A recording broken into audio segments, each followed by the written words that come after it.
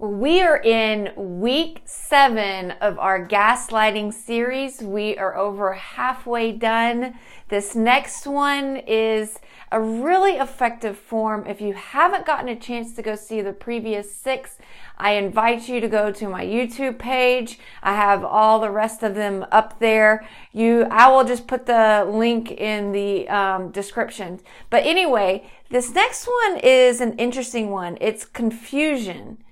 And it's very effective because you almost don't really realize when they're using this technique because you're confused. And it may show up in the form of maybe they're telling you stories and there's like different things to the stories they may keep adding or changing, and you start getting confused and you're kind of like, well, wait, didn't you just say this? No, I didn't say that. This is what really happened.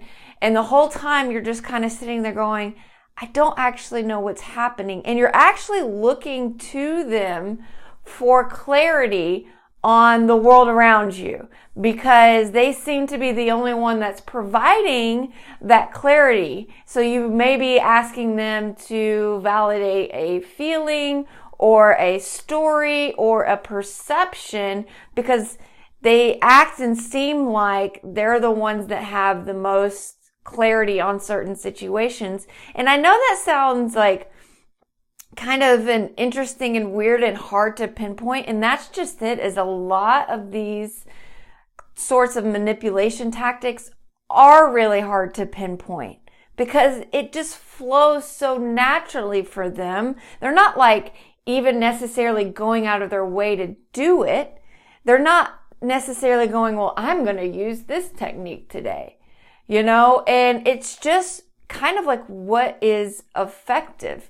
Sometimes they don't even realize that they're doing it, which is scary. They may not realize they're changing all of these stories. Maybe they do realize that they're changing all these stories up. Maybe they just like to have you looking at them to make sense of the world, because if they're looking to you to make sense of the world, then they know that they have a lot of control over you and your perceptions. So when they want to distance you from family or friends or your job, they're just going to tell you what they know is going to make you question, your friends and your family and the way that they're dealing with you right now. And it's really hard to say for this one, like, what is the answer? What is the defense against it?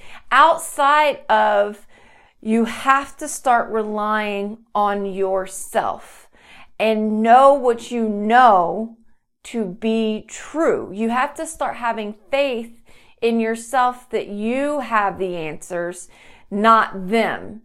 So that's the thing, is you're going to have to start depending more on yourself for your own clarity and not asking other people for your own views of the world, your perceptions and all that. And that will limit their ability to confuse you, especially if you know what is true.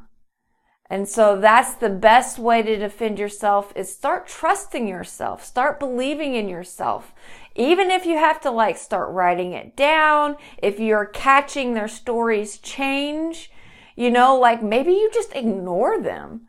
You just don't listen to anything they have to say anymore. And that's okay, because the only person that you can really trust is yourself.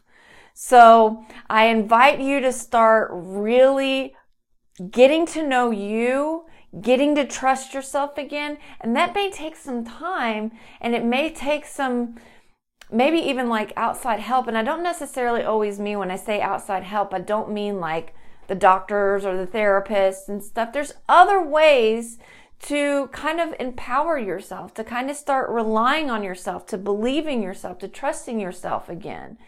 And I invite you to go find those different ways to really bring up that person that you know who you are as an individual, because that's going to make it a whole lot more difficult for people to be able to manipulate you, to confuse you, to use these different techniques. Especially the last technique that I mentioned was in week 6 was the love and flattery.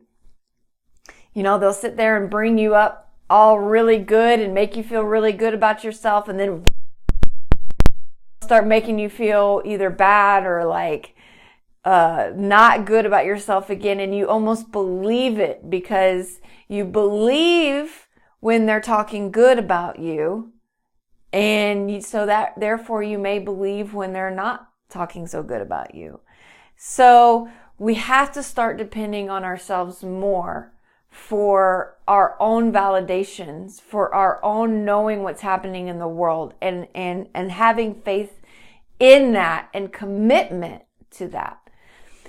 Anyway, I hope this was really helpful. You can go again, find more of these little videos on my YouTube channel. You can also go check out my website if you want to know more about what I do. It's maniliconsulting.com.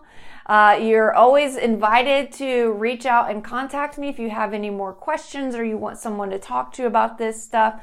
You can just go to my website. You'll find my email in there. You'll have a way to get in touch with me. So I hope you have a good day, and remember, trust yourself.